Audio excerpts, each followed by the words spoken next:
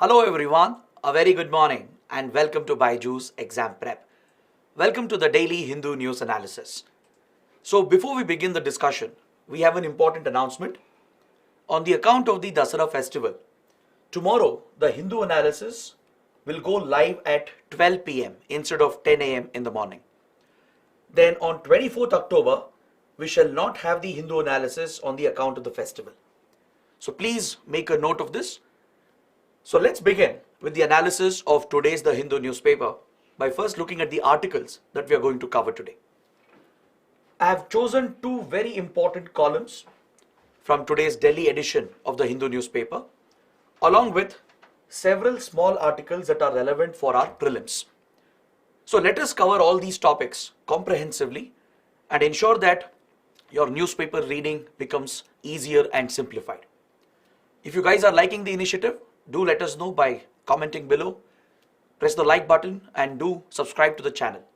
And also head to our Telegram channel after the session ends because we have a quiz on these topics which will help you revise these articles again.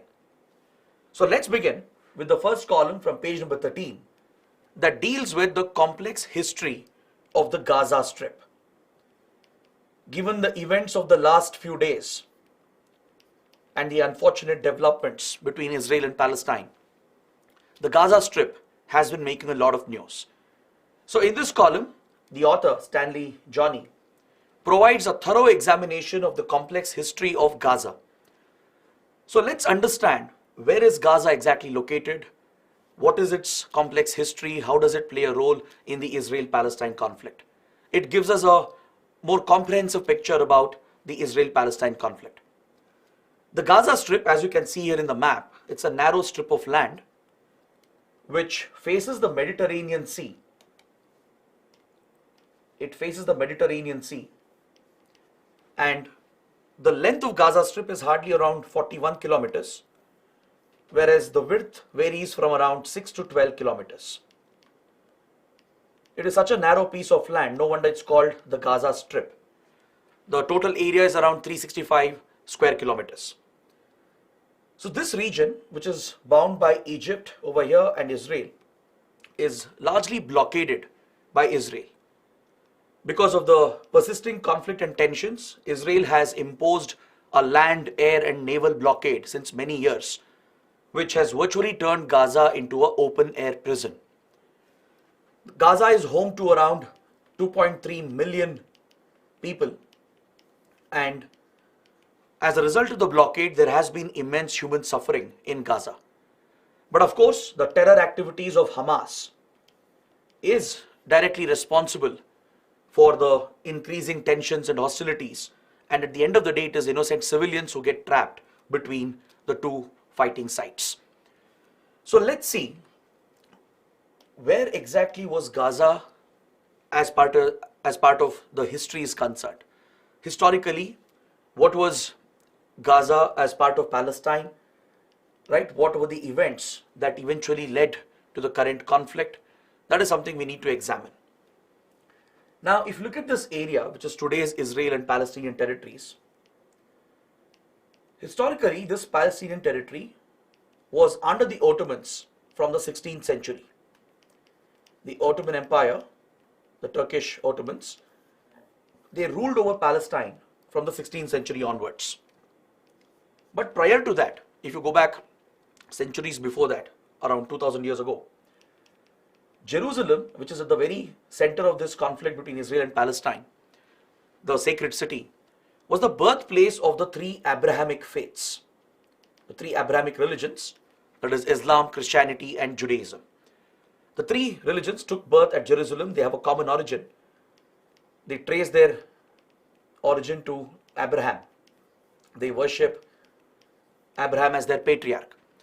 So these three faiths, they have a common origin here in Jerusalem, which makes Jerusalem one of the most sacred cities in the world. Even today, there are many sacred pilgrimage sites which are equally important for Muslims, Christians and the Jews. Historically, the Jews who inhabited this region, they were driven out centuries ago by various invasions and conquests led by the Romans and other empires in the region. So the Jews who inhabited ancient Israel around Jerusalem were driven out. There was an exodus of the Jews as they were targeted under various invasions in the past, in the ancient times. So the Jews who migrated out of here largely moved towards Europe. And throughout ancient medieval history as well, the Jews would be discriminated and oppressed all across Europe. They would always be treated as outsiders. There has been historical discrimination against the community. And be it in Central Europe, be it in Nazi Germany, be it in medieval England, in all these places in Europe, the Jews would be constantly discriminated and oppressed. So no wonder the Jews are considered as one of the most persecuted communities in the world. You all know what happened in modern times under Nazi Germany. You know the horrors that were committed during the Holocaust, where Hitler's fascist rule led to a genocide against the Jews, killing millions of Jews in Europe. So definitely the Jews have suffered historically, right? But however, given the historical discrimination oppression faced by the community, in late 1890s, a radical nationalist movement was started by some of the Jews called the Zionist movement. By 1897, the foundation for a Jewish nationalist movement was laid down, which was seen as a radical movement. It's called the Zionist movement. Under the Zionist movement, a call was given to protect the Jews from such constant discrimination and oppression, and also to create a Jewish homeland by returning the Jews back to the areas around Palestine, to the ancient Israel territory. So this call given by the Zionist movement started a migration of the Jews from Europe and other parts of the world back towards Palestinian territory. All right. Now it's very important to examine what was the status of Palestine in modern times. In modern times, as I told you, it had come under the Ottomans in 16th century, and later Britain captured these areas during the First World War. As Britain defeated the Ottoman Turks during the First World War, by 1917, these areas that you're seeing in the map came under the British mandate. Britain and France, they divided some of the territories here, which is today's Lebanon, Syria, Jordan, and Israel and Palestine.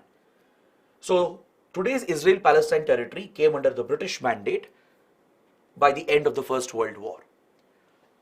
So as you can see here in the map, by 1917, this region was almost entirely inhabited by Palestinians. The Jewish population here was hardly around 6%. So when the radical Zionist movement gave a call to return the Jews back to Palestinian territory and form a Jewish homeland called Israel, it directly threatened the rights of Palestinian Arabs. Right? See, obviously, you can't correct historical wrongs by committing more wrongs in modern times. That is what the Zionist movement was calling for, to correct these historical wrongs which happened thousands of years ago. Right? As Jews were driven out by various invasions, conquests, now the Jews were determined, some of the Zionists were determined to come back and form a country for themselves, but at the cost of displacing Palestinians for whom this was their homeland right now. In modern times, this area was the native homeland for the Palestinians. So Palestinian Arabs felt threatened as few Jews started migrating back. By 1930s, this turned into a major land conflict and acquired a clear communal angle. It became a communal conflict essentially between the Arab Muslims and the Jews.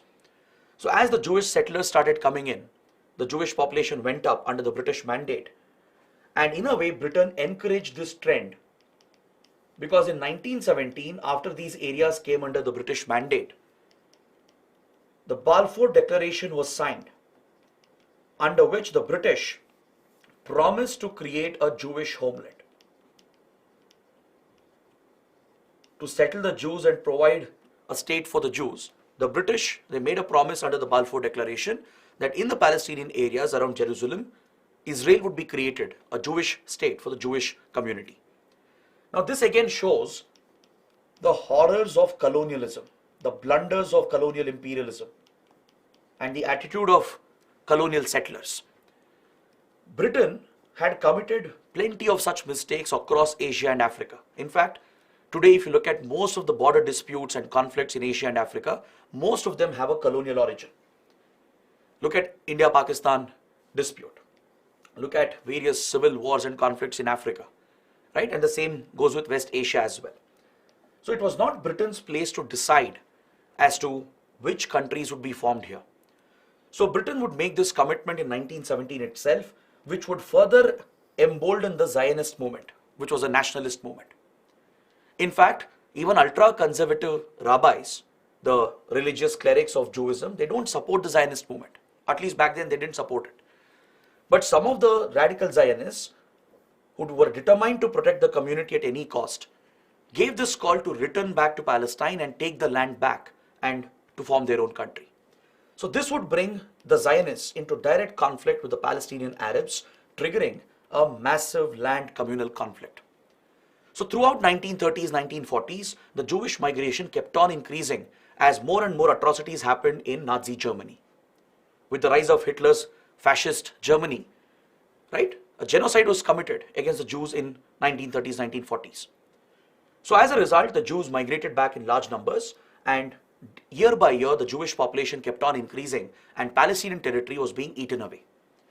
So several Palestinian Arabs lost their homes. They were getting uprooted in their own homeland, triggering these tensions and clashes between the two communities. So after the Second World War ended, by 1945, Britain had clearly expressed its interest to take this matter to the United Nations, which was a newly established international organization. As Britain was not able to contain the violence between the Palestinian Arabs and the Jews, and it wasn't able to provide a solution on its own, it took the matter to the UN, urging the UN to intervene and provide a solution.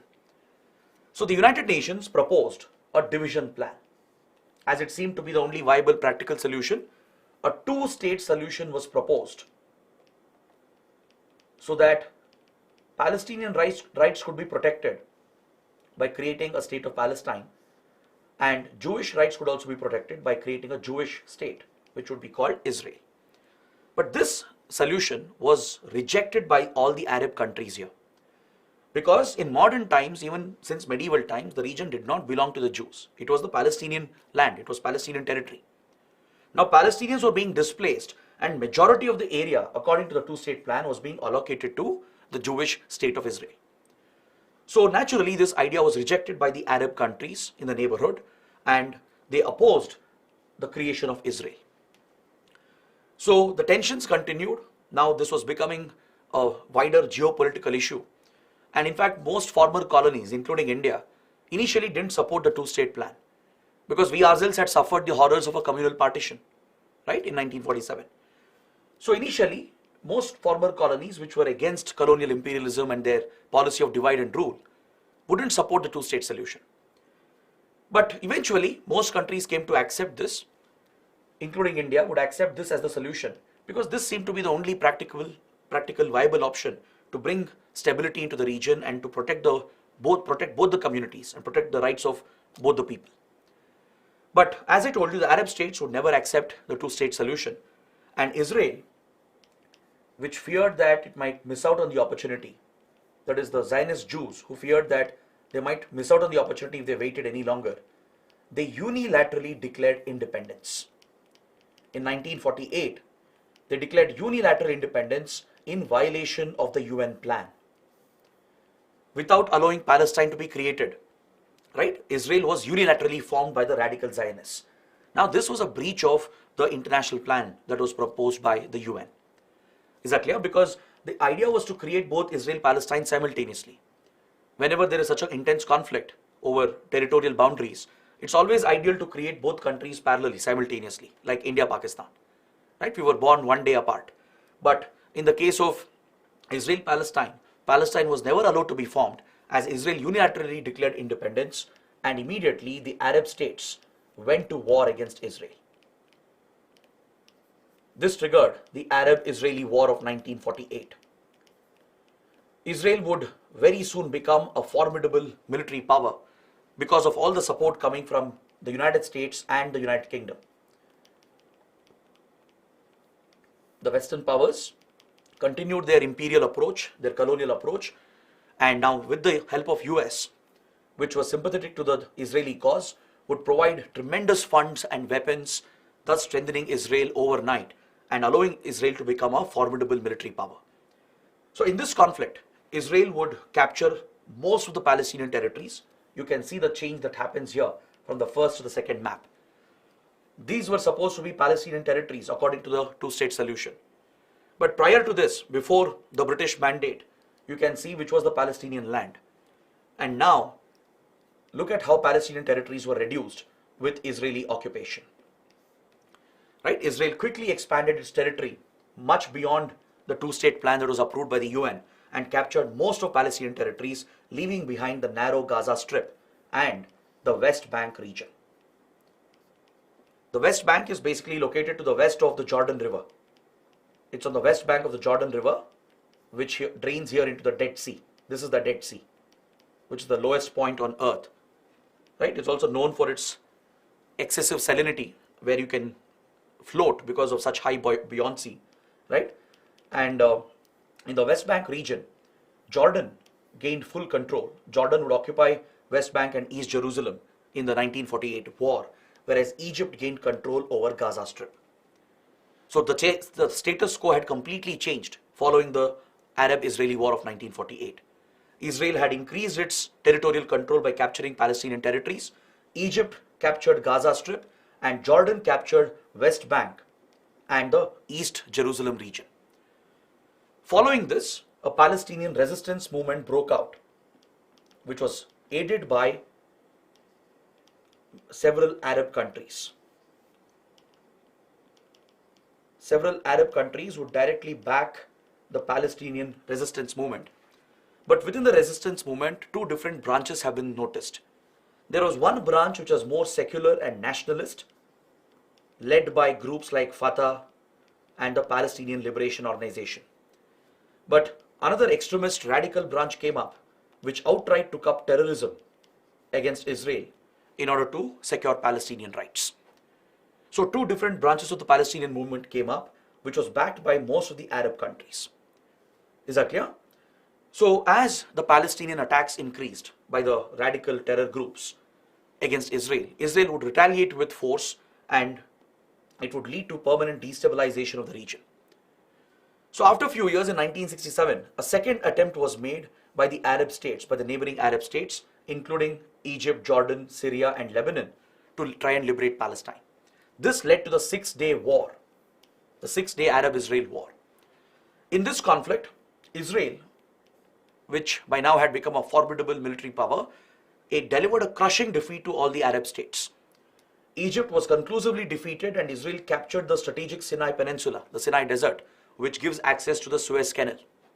So this came under Israeli control.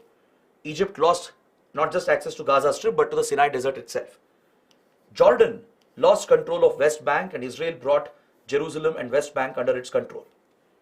It even captured the Golan Heights from Syria and pushed back any attempts from Lebanon. So this firmly established Israel's territorial control, and from here onwards Israel would continue its occupation and it would even increase illegal settlements in Palestinian territories, snatching away Palestinian rights to strengthen its own territorial claims. Starting from here onwards, Israel would push illegal Jewish settlers to settle down in West Bank and Gaza Strip as well, taking away Palestinian homes and lands. So throughout this period of violence and conflict, the Palestinian Arab refugees, they largely moved to Gaza and some were in West Bank, and they've always lived in these dire circumstances. But the Palestinian outfits, especially the terror outfits, which increased their extreme violence from the 1970s, 1980s, started committing brutal atrocities, resulting in counter-violence from Israel, where Israel was often accused of using disproportionate force. So this would become a constant in this region. The large-scale violence from each side, right? And justifications being given for each violence would continue and create a vicious cycle of violence. Now that Israel had complete leverage over Jordan and Egypt, the US negotiated between Israel and Egypt and worked out the Camp David Accords in 1979. Because for Egypt, Sinai Peninsula was critical as it has access to the Suez Canal. So Egypt agreed to end its war with Israel, and it established peace with Israel and went on to recognize Israel as well and set up diplomatic relations with Israel. And in return, it would get control back over the Sinai Peninsula. So this deal was mediated by the US. At Camp David, which is a presidential retreat camp in the United States, the US mediated between Israel and Egypt, and under the Camp David Accords, the Sinai Desert was returned back to Egypt.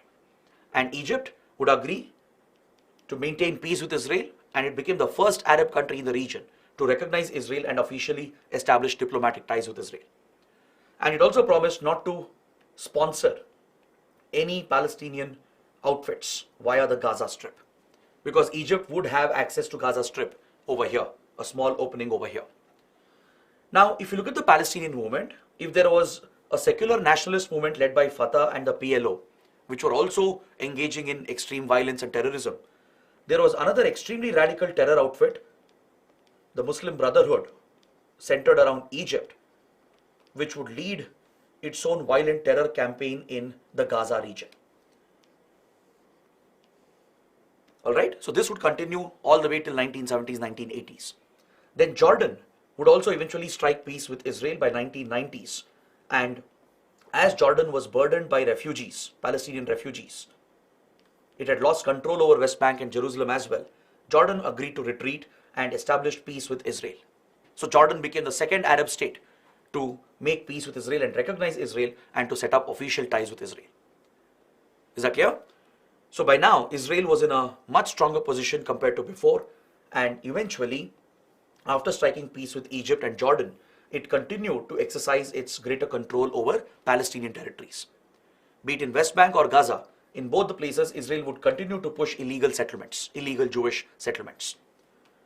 So in 1987, following a incident in Gaza, there was a car accident, a traffic accident, where an Israeli driver crashed into a group of Palestinians, and that became a trigger for a large-scale violence to break out, which led to the breakout of an intifada. A call for intifada was given by the Muslim Brotherhood, which was leading a violent extremist terror movement here, to push out Israeli occupation and liberate Palestinian territories. This resulted in large-scale violence where terrorists from the Palestinian sides would commit brutal atrocities, resulting in counter-violence from Israel. So following this, in 1988, the Hamas was established. The Hamas, which is currently in news, the notorious terror outfit, right, which has attracted global attention today, was basically an offshoot of the Muslim Brotherhood. So Hamas would always have a higher degree of influence in the Gaza region, as it had support from the Muslim Brotherhood in Egypt, right? Hamas would establish stronger control in Gaza starting from 1980s itself. So following the Intifada, in early 1990s, with the mediation of Norway, the Oslo Accords was worked out. An attempt was made to strike peace between Israel and Palestine and to ensure Palestine gets its rights to have its own state. So the Oslo Accords were signed through the mediation of Norway, where Israel agreed to grant statehood, to recognize statehood for Palestine. And in return, the PLO, the Fatah, they agreed to end their liberation movement, their resistance, violent extremist movement, and agreed to become part of the Palestinian Authority, which was going to be set up to look after the government, the administration of the Palestinian territories. So the PLO essentially gave up its resistance movement and transformed itself into the Palestinian Authority. So now the Palestinians had their own administration, their own rule, but only in few limited areas. Like in Gaza, the Palestinian Authority had full control. In West Bank, it had very limited control. In West Bank, the area was divided into area A, B, and C. In Area A, Palestinian Authority would have full control. In Area B, there would be joint control of Israel and as well as the Palestinian Authority. In Area C, Israel would have complete control. So West Bank was divided administratively into these three areas where Palestinian Authority would have some limited control, whereas Israel would have a higher degree of control, especially in the Jewish settled areas. Now, internationally, these settlements are considered illegal. These Jewish settlements in West Bank, they're considered as illegal settlements even today. Even the US, even European countries which are close allies of Israel, they consider these to be illegal settlements, as it is against the international mandate. So through these illegal settlements, Israel has continued pushing its claims and it has continued to strengthen its territorial claims in the region. So following the Oslo Accords, it was expected that peace stability will come to the region now that Palestinians had some kind of self-rule at least. And Israel was supposed to grant statehood, recognize statehood as well, allowing Palestine to become a state of its own. But by 2000, Israel cancelled its commitment. It went back on its commitment by citing that Palestinian groups were continuing terrorism against Israel. This is true to an extent because groups like Hamas had started scaling up their terror attacks. By now, Hamas and these radical outfits were being supported by Iran and Syria and many other major powers. To an extent, even Turkey, then Qatar, were all backing these extremist outfits. And Israel, by citing the continued Palestinian attacks, it refused to abide by the Oslo Accords. In Lebanon, another radical outfit, Hezbollah, a radical extremist terror group called Hezbollah, was being backed by Iran and Syria as part of their covert war against Israel. So as Israel faced a considerable threat from these terror groups, it decided to withdraw its commitments from the Oslo Accords, and following this, the second intifada broke out, the second uprising by Palestinians, resulting in another cycle of violence. So after these repeat incidents, finally in 2005, Israel agreed to vacate Gaza Strip. Israel agreed to vacate the Gaza Strip. So as Israel vacated the Gaza Strip, elections were held in Gaza Strip, and in these Palestinian elections, the context was mainly between the Palestinian groups such as Fatah on one side and the Hamas on the other side. Both were contesting to gain control over Palestinian Authority, which is the administrative authority in Palestinian territories. So as Israel vacated Gaza Strip, it maintained its control over West Bank and Jerusalem, and it allowed elections to happen. And in these Palestinian elections, there was a tight contest and a very fierce rivalry between Fatah and Hamas. And eventually, Hamas won the election. Hamas won this election and it claimed control over Palestinian Authority. This led to a civil war in Palestinian areas between Fatah and Hamas. So between the Palestinian factions, a civil war broke out, which lasted for a year. And by 2007, Hamas had completely taken over Gaza Strip. While Fatah got control over West Bank, the Palestinian Authority here is largely the Fatah in West Bank. But in Gaza, it is Hamas which gained full control, and since then, Gaza has been under the complete control of Hamas. And since then, Hamas has been executing major terror attacks against Israeli civilian population. It has got constant support from Iran, Syria, Lebanon, and from other powers as well. And it has accumulated rockets which it fires indiscriminately into Israel. It has built an entire network of underground tunnels to secretly operate under the ground and even to infiltrate into Israel. Right? And there are other terror groups that have come up, like Islamic Jihad, which is another new outfit from the Gaza region. So whenever these attacks happen, Israel retaliates with massive force, with disproportionate force, leading to allegations that Israel is violating human rights. Right? Because in these large-scale attacks carried out by Israel, which includes airstrikes and ground operations, many innocent Palestinian civilians, right, who have nothing to do with Hamas, they will get injured or killed. At the same time, in West Bank, Israel has committed a lot of provocations. Israel is accused of triggering Palestinians, especially in Jerusalem, at the sacred Al-Aqsa Mosque. The Al-Aqsa Mosque in Jerusalem is extremely sacred in Islam. It's the third holiest site after Mecca and Medina. So deliberately, Israeli police, they try to prevent Palestinians from praying and worshipping at the Al-Aqsa Mosque, especially during the holy month of Ramadan. Israel says it is blocking the worshippers because they might resort to violence. They pelt stones, they attack the police and then run and hide in the mosque. But these claims are dismissed by the Palestinians. So Palestinians accuse Israel of blocking their religious rights. And this frequent clashes between Israeli police and the worshippers at Al-Aqsa has led Hamas to use that as an excuse to carry out terror attacks against Israel.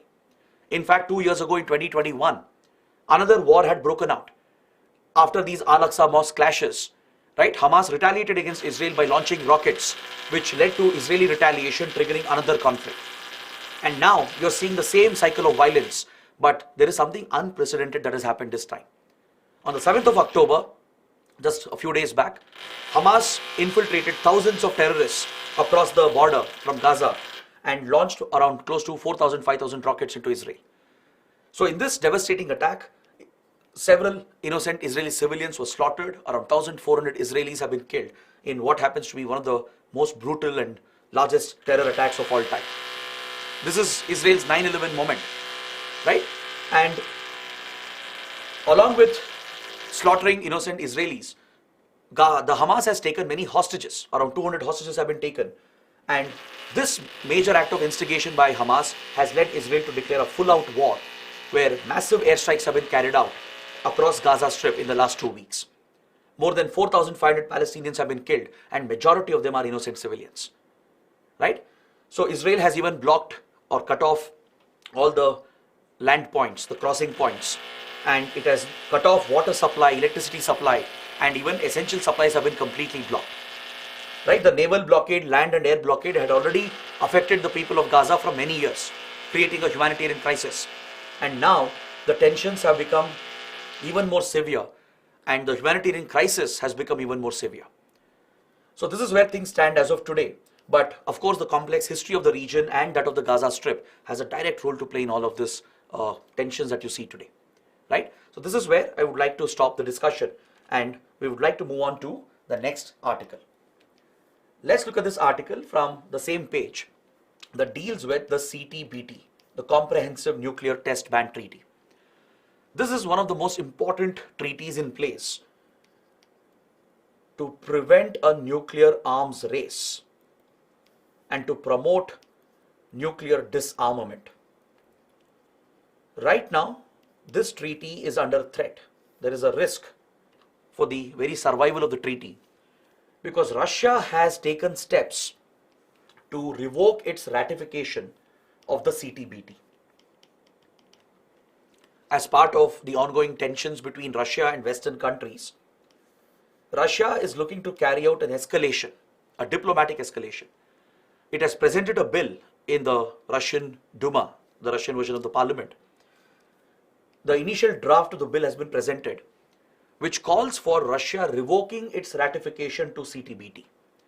Russia had signed and ratified the CTBT, and now Russia is introducing a bill to ensure that it revokes its ratification, thus signaling its ambiguous position as far as nuclear testing is concerned. With regard to nuclear weapons testing, Russia is deliberately looking to make its position ambiguous, meaning it will reserve the right to conduct nuclear tests if required by revoking the ratification. So let's understand more about the treaty. Let's understand what is its background, what is its relevance, why is it so significant, right? Is there anything to do with India as well? So let's take a look. The CTBT, as the name itself tells you, it basically bans all kinds of nuclear testing in all mediums for all purposes. It imposes a comprehensive ban on all kinds of nuclear tests, be it for civilian or military purposes, in all environments, meaning be it on land or in the air or underwater or underground. Essentially, in any medium, the test is prohibited in all the environments. All right, so it's a multilateral treaty that was brought out in 1996. It was adopted by the UN General Assembly in 1996. So after being adopted by the UNGA as part of the Conference on Disarmament, it was opened up for signatures and ratification, but the treaty still has not come into force. The treaty is still not in force. Even though it has been signed by more than 180 countries, ratified by more than 170 countries, it still hasn't come into force because 8 specific countries have not ratified it. Alright? So first take a look at those who have not ratified the treaty, even though they have signed it, and also take a look at those who have never signed it.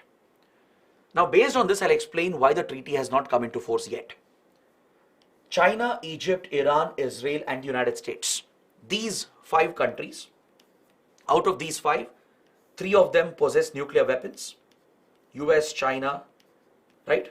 They definitely possess nuclear weapons, and Israel also is believed to possess nuclear weapons. So these 3 are possessing nuclear weapons. Iran is, as you know, pursuing nuclear weapons, which leads to tensions between US and Iran. But Egypt, on the other hand, has maintained its own ambiguous position. So these 5 countries have signed the treaty, but they have not ratified it.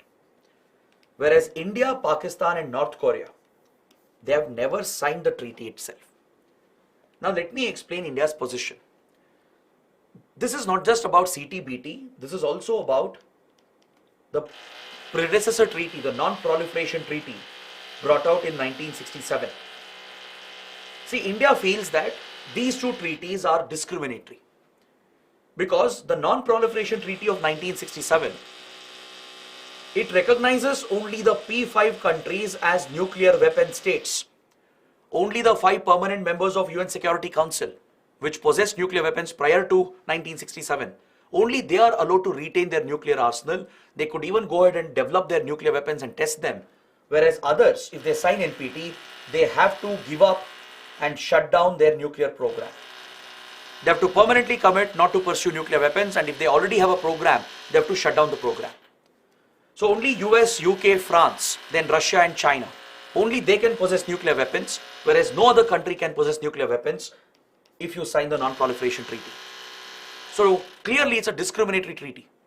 India believes that developing and possessing nuclear weapons is a strategic requirement to deter our immediate threats, that is China and Pakistan. So India reserved the right to develop nuclear weapons for strategic purposes, for the purpose of deterrence, and we refused to sign NPT at any cost. India rejected the NPT and we said we will never sign the Non-Proliferation Treaty. Even though India is committed to the cause of non-proliferation and disarmament, since the treaty was discriminatory, it was not fair, India rejected the NPT. Pakistan also has rejected NPT, as even it wants to retain the option of developing nuclear weapons following India's rejection of NPT. North Korea, as you know, has always pursued nuclear weapons from 1970s and 80s, and even though it had signed NPT, North Korea had signed NPT, it had signed and ratified NPT. Later it quit Non-Proliferation Treaty to develop nuclear weapons as part of its rivalries with South Korea, Japan and the US. So North Korea, India, Pakistan have not signed CTBT at all. Is that clear? So India, Pakistan have not signed both. We have not signed Non-Proliferation Treaty and CTBT. North Korea had signed Non-Proliferation Treaty but quit the Non-Proliferation Treaty, and now it has not signed CTBT. Because these 3 countries, they want to retain the option of testing nuclear weapons if required. Right? Now, how come the treaty has not come into force? If only 8 countries have not signed it or ratified it, how come the treaty has not come into force? 187 countries have signed it, which means almost majority of the UN member states have signed it. 178 have ratified it. How come just few countries can hold up the enforcement of the treaty? This is possible because under the treaty, the countries with nuclear programs are listed under Annex 2. There are total of 44 countries in 1996 back then which had nuclear programs, both civilian and military. If you take both civilian and military programs into account, there were a total of 44 countries which had some kind of nuclear program. Some were already nuclear weapon states possessing nuclear weapons. Some were investing in nuclear research for civilian purposes, for generating electricity and medical purposes. So they had nuclear reactors in their country. So a total of 44 countries were present which had such nuclear facilities present. So they were all listed under Annex 2. Now the condition for CTBT to come into force, the condition is that all 44 countries have to ratify. All the 44 countries with nuclear facilities, they have to sign and ratify for the treaty to come into force. Now, since these countries have not ratified it, right? These 8 countries in total have not ratified it. That is the reason why it hasn't come into force, right? Out of these 8 here, you can take out Egypt and Iran. They don't have nuclear weapons. But the rest of them, China, Israel, US, India, North Korea, Pakistan, right? These 6 countries, they have nuclear weapons. So since they are not signing and ratifying the treaty, it will not meet the minimum criteria needed under Annex 2 conditions. So that is why it has not come into force even now. But the writer says that even though it hasn't come into force, it has had a positive impact. Because if you look at the background here, with regard to nuclear disarmament and bans on nuclear testing, the first such treaty was brought out actually in 1963, called the Partial Test Ban Treaty or the Limited Test Ban Treaty. It imposed a ban on nuclear testing in atmosphere, in underwater and outer space only. It prohibited the testing of nuclear weapons in the air, underwater and in outer space. So it doesn't say anything about underground nuclear testing. This was left out. That's why it's called partial treaty. That's why it's referred to as a limited test ban treaty. Alright, so this was signed back in 1963 between US, Soviet Union and UK during the Cold War. These were the signatories to the partial test ban treaty. But as it allowed underground testing, these powers, they went on to continue. They continued their nuclear testing blatantly, right? So finally, the Non-Proliferation Treaty was brought out in 1967 and adopted in 1968. It was finalized by 1967 by the General Assembly and adopted in 1968. So as I told you, the Non-Proliferation Treaty was not acceptable to India, Pakistan and also Israel. These are the only 3 countries which have deliberately not signed NPT. The other country is South Sudan. South Sudan has never signed NPT because it's a new country and it's going through a civil war since it got independence. So if you take out South Sudan from the equation, India, Israel, Pakistan have never signed NPT because they want to keep the option of developing nuclear weapons. So during the peak of the Cold War, tensions kept increasing between US and Soviet Union of a potential nuclear conflict because of the nuclear arms race that was going on. So Non-Proliferation Treaty, it did help in minimizing proliferation or the spread of nuclear weapons and technology. But however, as India felt it's discriminatory, we never signed on to it. Same with Pakistan and same with Israel. So when the Cold War came to an end in 1991, the Non-Proliferation Treaty had some impact in preventing the proliferation of nuclear technology. It did have some positive impact. But along with it, a need was felt to ban all forms of nuclear testing. After the Cold War ended, there was a global movement against nuclear weapons because by then US and Russia possessed thousands of nuclear warheads, right? And also global international cooperation was becoming more common. So this led to an initiative at the UN to work out a comprehensive disarmament treaty leading to the CD or the Conference on Disarmament. So under the Conference of Disarmament, after various rounds of negotiations in 1996, finally the CTBT was adopted by UNGA. Right? CTBT would comprehensively ban all forms of nuclear testing in all the environments or in all the mediums. So it was opened for signature and ratification, but since then it has not been signed by these 8 countries which I mentioned. That is why it has not come into force. And CTBT, if it comes into force, it has its own verification regime. It has a global verification regime to check, monitor whether countries are conducting tests. It will have enforcement powers as well. If any country were to test nuclear weapons in breach of the treaty, it can be punished by the CTBT through the United Nations, of course.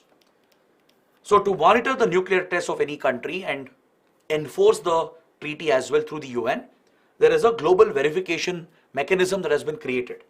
There are 3 components in this global verification mechanism, and to enforce this, there is an organization created as well called the CTBTO, the Comprehensive Test Ban Treaty Organization. It is responsible for enforcing the terms of the treaty. So it maintains a global network of monitoring system, the International Monitoring System or the IMS. It has developed 300 facilities around the world using various sensors and technologies to detect any possible nuclear explosion. Let's say if underground tests are conducted, seismic shock waves will be sent, which can be picked up by the seismic sensors of the International Monitoring System. If underwater tests are conducted, hydroacoustic sensors are deployed in all the oceans to detect a nuclear explosion. Similarly, infraround sensors for ultra low frequency sound waves released in a nuclear explosion and the radionuclides which spread out following a nuclear explosion in the air, in the atmosphere, to detect these nuclides and the infrasound waves. Acoustic sensors and radioactive sensors are deployed around the world through the IMS. There are 300 global facilities to monitor for these signs of a nuclear explosion. So immediately the CTBTO will get to know which country has conducted the nuclear test. This data will be relayed to the International Data Center, the second component in the verification regime, and all the member states will be informed about the nuclear test that has happened. The data will be collected and the concerned country will be blamed for breaking the treaty, and all member states will be informed about the nuclear test through the International Data Center. Then it is also supposed to have a on-site inspection regime which can enforce the treaty, but only when it has come into force. So the international monitoring system is functioning.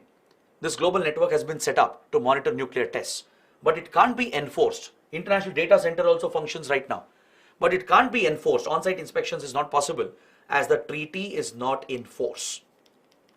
The treaty itself has not come into force, so on-site inspections cannot be enforced by the CTBTO.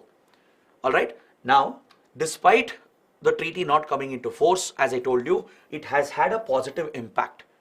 It has definitely helped in tackling proliferation of nuclear technology. It has aided global nuclear non-proliferation and contained the spread of nuclear weapons. It has prevented a nuclear arms race as it has placed a temporary moratorium on nuclear testing. In the last 3 decades after the tests conducted by India, Pakistan, right, except for North Korea, no country has conducted a nuclear test. For example, look at this data. Between 1945 and 1996, before CTBT, at least 2,000 nuclear tests were conducted in the world. Most of them were by US and Soviet Union, and a few by UK and France, right? And a few by China as well, of course. But after CTBT came into picture, even though it didn't come into force, it has created a mindset that testing is not tolerated. Apart from the 2 tests by India in 1998 at Pokhran and the follow-up test by Pakistan and the 6 tests by North Korea, a total of 10 tests in the last almost 30 years. Apart from this, no other nuclear tests have taken place. Compared to the 2000 tests in 4 decades, the 10 nuclear tests in the last 20-25 years, right, seems very low in comparison.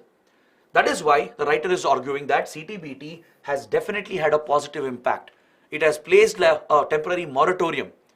It's like as a convention, it has placed a moratorium on all the countries to not test nuclear weapons as frequently as possible. Except for North Korea, right, after the 98 tests between India and Pakistan, no nuclear tests have happened except for the tests conducted by North Korea. So this has definitely brought more stability and it has helped prevent a nuclear arms race. That's because most countries are in a way abiding by the treaty just as a matter of convention, even though it is not in force. So now the threat from Russia to withdraw its ratification raises the risk. If Russia undertakes the de-ratification as it has proposed in this bill, it could potentially trigger a new arms race between US and Russia. And it could bring China into the picture as well. If Russia were to go on and conduct a nuclear test, let's say hypothetically, it would trigger a similar arms race from US and China, causing a cycle, a chain reaction, which would push India, Pakistan, North Korea, and of course even UK and France to join the arms race and step up their nuclear arsenal by conducting more tests. Right? If Russia were to, as I told you, breach the treaty and conduct a test after withdrawing its ratification, the US would counter that with its own tests, followed by China countering it with its own nuclear tests, which would lead India, Pakistan also to join the vicious cycle. Right? India, which would feel cornered and threatened, would be forced to conduct its own tests, which would push Pakistan to conduct its own tests. So that is the vicious cycle that the writer is talking about. So this could upset the balance that is there in the nuclear weapons domain and trigger a fresh arms race. Right? And there is a concern here. Western countries and Ukraine, they have raised a concern that Russia is resorting to nuclear blackmail. Because in the Ukraine conflict, Russia has hit a stalemate. It is not seeing any progress. Ukraine has fought back quite effectively, and Russia is not gaining any ground in the conventional war. It's not making progress. So it is issuing these threats. It is largely blanket threats, but it is issuing threats raising the possibility of a possible nuclear conflict. Right? This is essentially nuclear blackmail to push back Western countries from supporting Ukraine. So Russia has taken many such steps in the recent times, and this is one more step in that regard. Right? Russia saying that will de-ratify our ratification to the CTBT is one more step. It's an escalatory step by Russia to send a message to Western countries, to US especially, right? Basically that it's using nuclear weapons as a blackmail to push them back and reduce support for Ukraine, as it is not making any progress in the conventional war. But Russia denies all these allegations. It has said it has no intention of conducting a new test. Even though it is de-ratifying, right? It has no intention to conduct a test. It will not conduct a test unless and until US does conduct a test. So these blame games from either side will only increase the tensions, and as I told you, if one of them were to conduct a future nuclear test, US is unlikely to do it, but Russia, if it were to do it, it will trigger a cycle of arms race, increasing tensions across the world. So this could defeat the cause of nuclear disarmament, right? So that is why the writer says this is a very significant development. That Russia looking to withdraw its ratification is a very significant development. Now, let's go through the small articles that are more relevant for your prelims.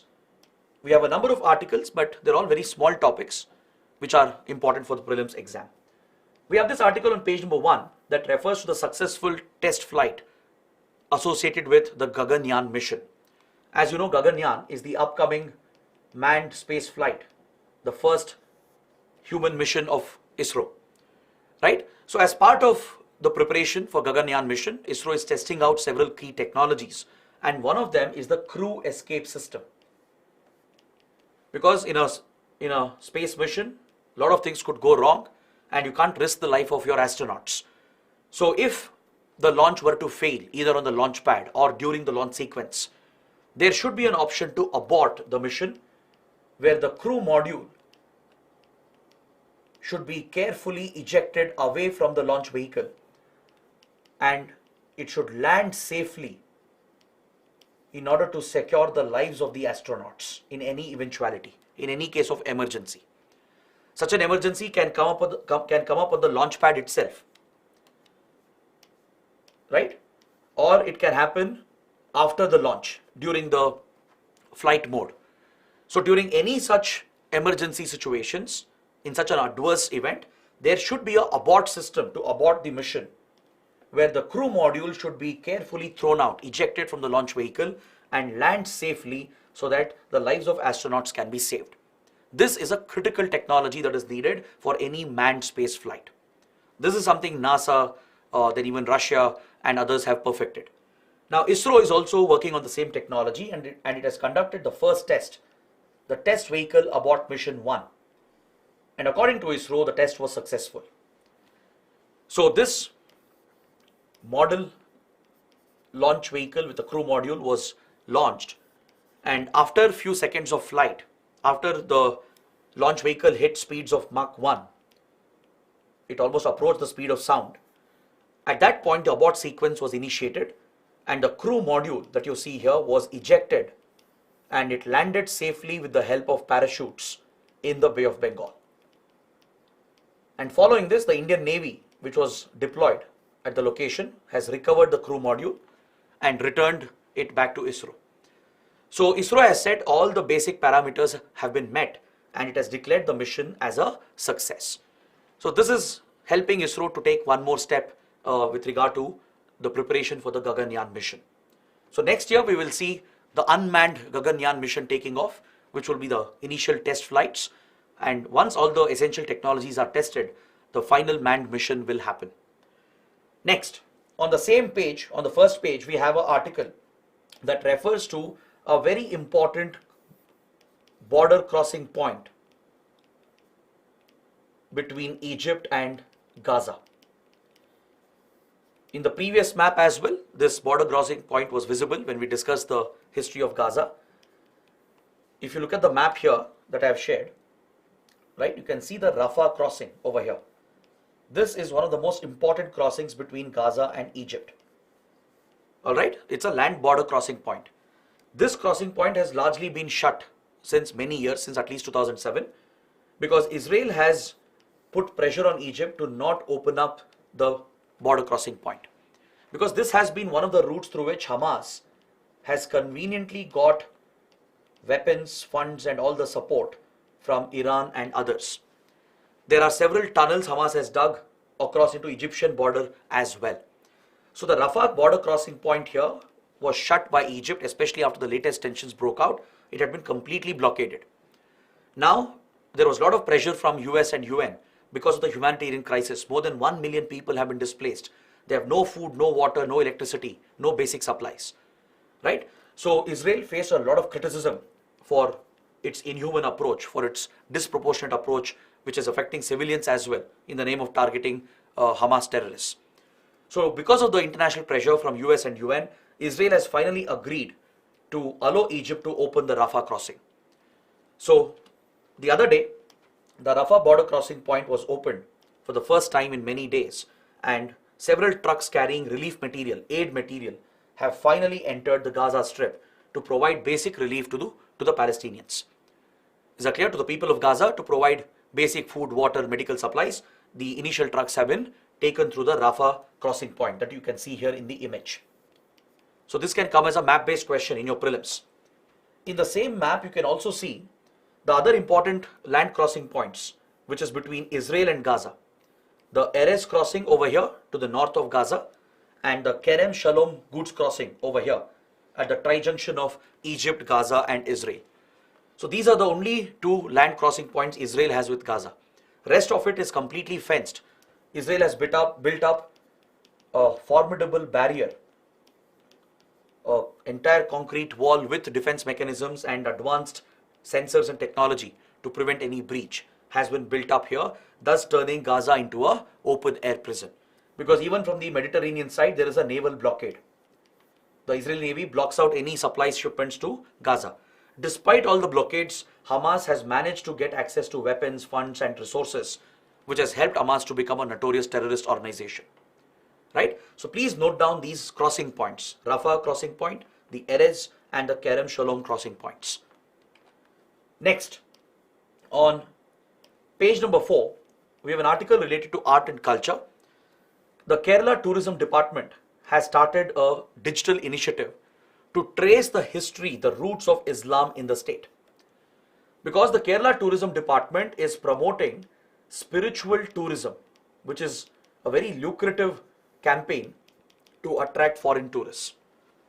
In fact, Kerala Tourism Department has already conducted similar campaigns for other faiths like Christianity, Judaism and Hindu temples as well. It has already created these micro sites that provides for a digital presentation of all Hindu temples, the history, heritage associated with Hindu temples in the state. Similarly, for all the Christian sites in the state, for all the Jewish sites in the state, because Kerala does have a small Jewish population. So now, similarly, the roots of Islam in Kerala is being traced and presented in a digital production, which is designed to attract tourists from other parts of the world as part of spiritual tourism. Because if you look at the Malabar coast, the Mapila belt, right, there is a close linkage, a very deep linkage between India and the Arab region, the Gulf region.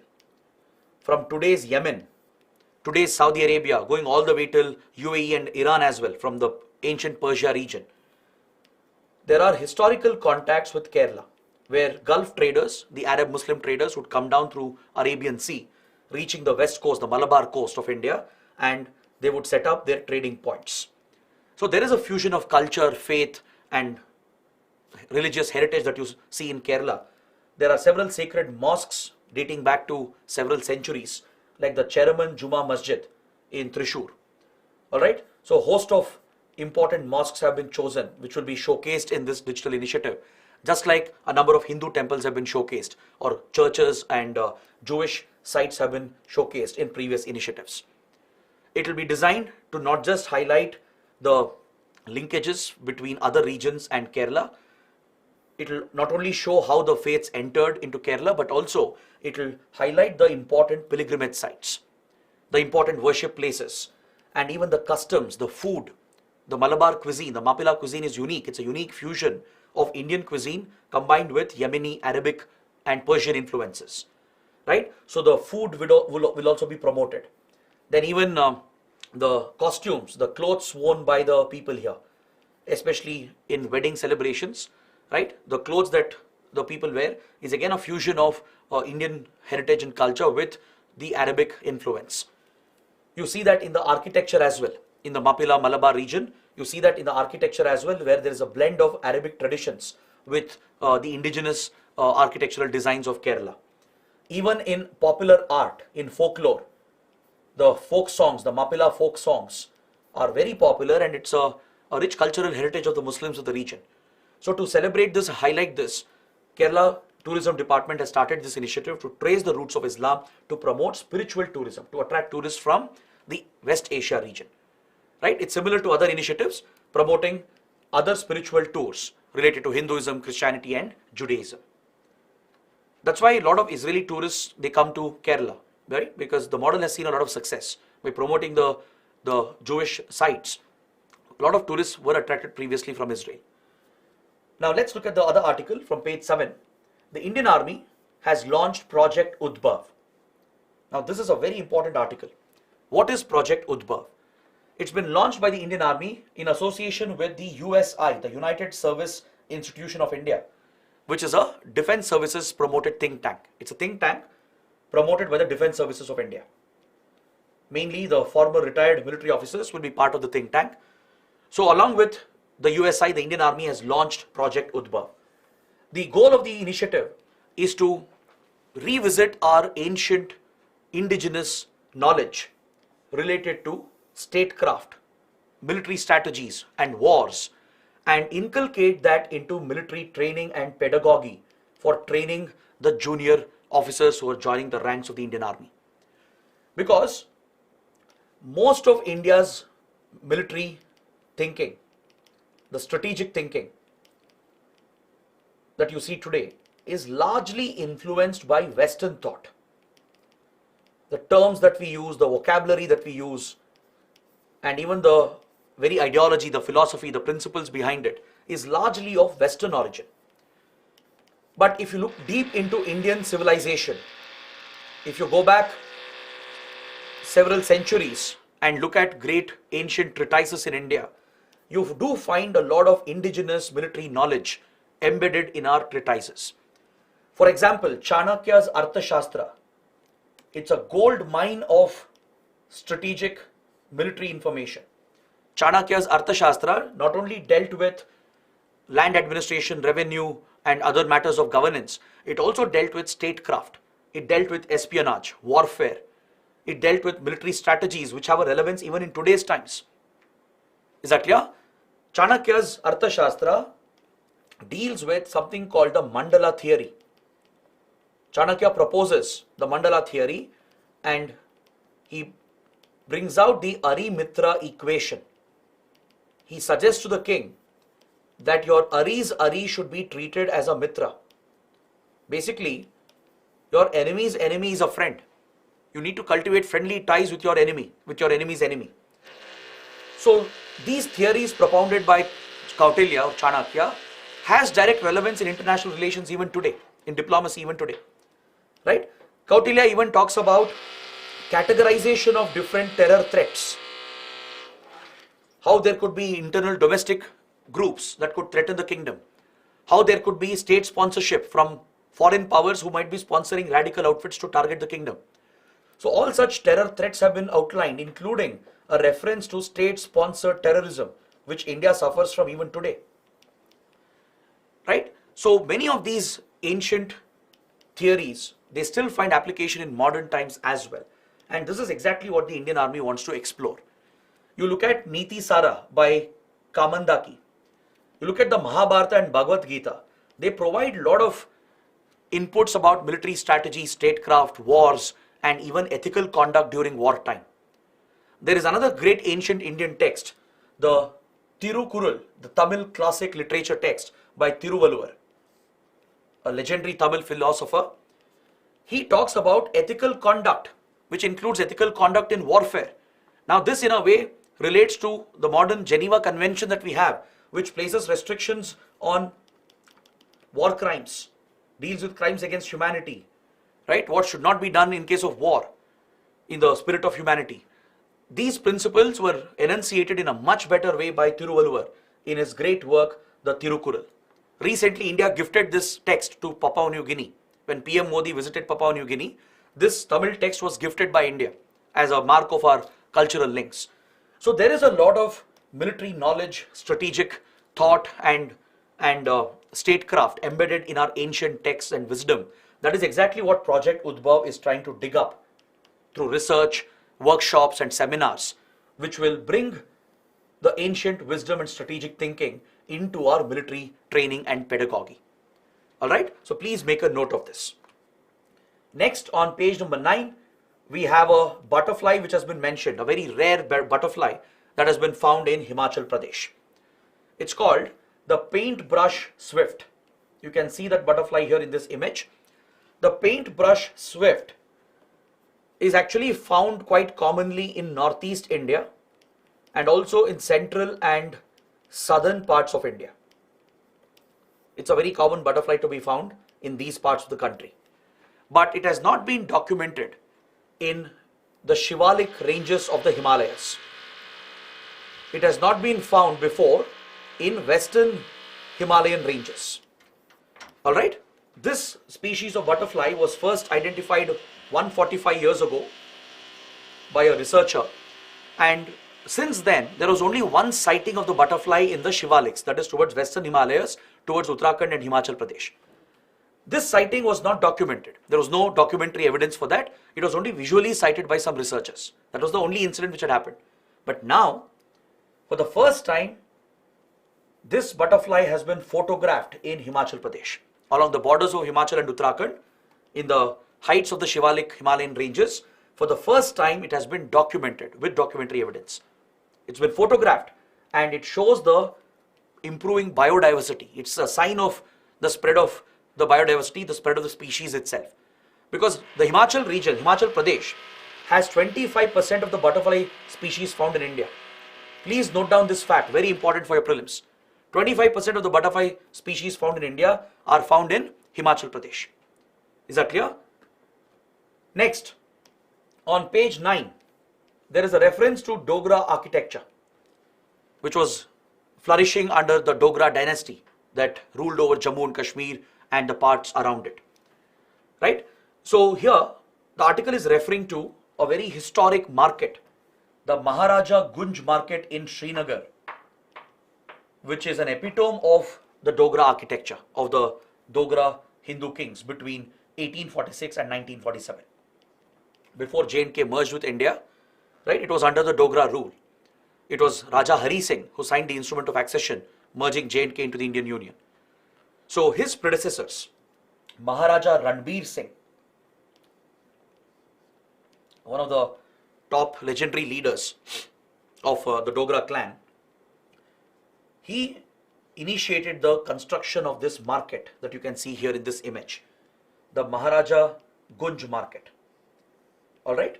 This market was built in Srinagar to boost trade and commerce in the region. It was a major trading point that connected the Kashmir region, the Srinagar region, with Central Asia, the trading markets in Central Asia through the ancient Silk Route, and also towards Afghanistan and Pakistan.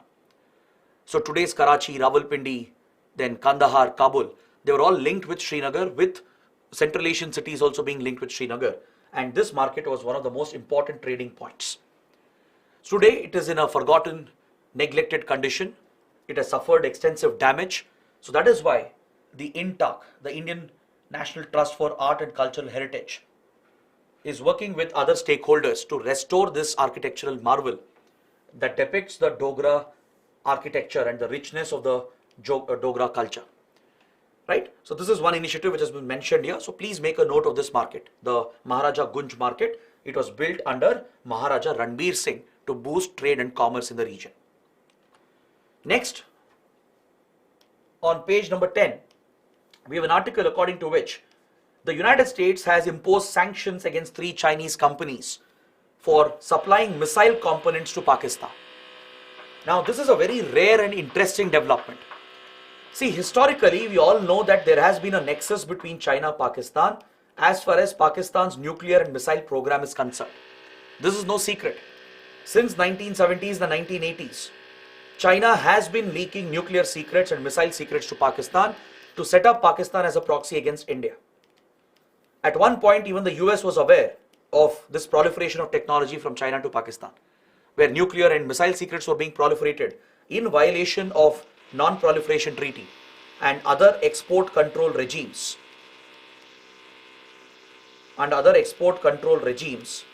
Such as Nuclear Suppliers Group and Missile Technology Control Regime. Alright, but for the first time, the US is targeting Chinese companies with sanctions for breaking the export control regime, especially MTCR obligations, by exporting missile components to Pakistan.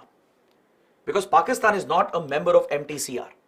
It is not eligible to be a member of MTCR. According to MTCR, which is the export control regime, any missile or aircraft technology, missile or UAV technology, where the vehicle can travel more than 300 kilometers in range, and if it can carry and deliver a payload of more than 500 kilograms, such technologies are restricted for international trade. Only the members of MTCR can trade in such missile and UAV technology where the vehicle can travel more than 300 kilometers in range, carrying more than 500 kilograms in payload. So, for example, India was also not a member of MTCR until 2016. That is why the range of BrahMos missile that India-Russia developed together was kept limited to 290 kilometers, just within MTCR restriction. Because Russia would have violated MTCR restrictions if it had worked with India to build BrahMos with a range of more than 300 kilometers. Because MTCR explicitly prohibits such missile and UAV technology being transferred where the range is more than 300 kilometers and payload is more than 500 kilograms. Is that clear? That's why the range of BrahMos was restricted to 290, just 10 kilometers before the MTCR cap. Alright, now that India became a member of MTCR in 2016, we are already extending the range of BrahMos. You would have read recently in newspapers that range of BrahMos is already increased to around 480 to 500 kilometers. Because we no longer have the obligation, we ourselves are a member of MTCR, we can trade in these technologies as well. But Pakistan is not. Pakistan is held liable for nuclear proliferation, for leaking nuclear secrets to rogue countries like Libya, North Korea and others. And China is right behind this nexus. So finally, US has acted and it has imposed sanctions on 3 Chinese companies for violating MTCR and other export control regimes. So this is indeed a big development, a very important development. Now coming to another article on the same page, it refers to the Kosovo Serbia conflict, which is reigniting in the Balkan region of Europe. You can see the Balkan states here in the map, located in the southeast part of Europe. Right? This is the Balkan region where you have the Balkan mountain ranges. So here there is a long-standing conflict between Serbia and Kosovo. From 1990s, this has been a major flashpoint. A major war also had taken place in the 1990s. Alright, between the Serbs and the other ethnic groups present here. After the intervention of UN and US and foreign forces, the conflict had stabilized over the years. But now, in this year especially, the tensions have started rising again after few incidents. There have been few incidents where a few Serb armed groups have entered Kosovo, carried out attacks against the police. Similar counterattacks have been seen in Serbia. So this is increasing tensions again between Serbia and Kosovo, and hence the European Union and US have intervened. They have put pressure on both the sides to resume their dialogue to settle the dispute through peaceful talks and not escalate this, because Europe cannot afford another conflict right now. Europe is already ravaged by the Russia-Ukraine war. In the nearby Eurasia region, you have the Nagorno-Karabakh conflict, which has recently come to an end. Last thing Europe wants is another conflict in its boundaries. So that is why EU and US are putting pressure on both Serbia and Kosovo to resume their dialogue to resolve the long-standing dispute. So this is a topic you need to track going forward and be familiar with the location here, where Serbia, Kosovo are located in the Balkan region. Then the last point before I end today's analysis, in the last page, in the end page of the Hindu in the online edition, there is a entire section dedicated to the Durga Puja celebrations in Kolkata, which is very, very popular around the world. Right? In the Navratri season, the Durga Puja celebrations in Kolkata is widely revered. So please note, this tradition of Kolkata has been given UNESCO recognition in 2021. It's recognized on the intangible cultural heritage list of UNESCO. The Durga Puja tradition is something that defines the identity of Bengalis, especially people of West Bengal and Kolkata. It's a very secular tradition as well. People of all faiths are welcome. It's not just limited to Hindus as such. It's integral to Bengali culture itself, which is a much larger identity than the linguistic or religious identities in the region. So Durga Puja is listed, it's proscribed as a intangible cultural heritage of the world by UNESCO in 2021. So this brings my discussion to an end. Please take a look at the mains questions based on what we have discussed. I expect you guys to write an answer and post your answers in the comment section below, or maybe in the answer writing portal, which has been given in the description box below. So this brings my discussion to an end. I hope you guys liked it. Do let me know in the comments. Don't forget to press the like button, share the video with other aspirants, and do subscribe to the channel. That's it. Thanks for watching. And tomorrow, don't forget, the session is at 12 p.m., not at 10 a.m. That's it. Thanks for watching. Have a good day.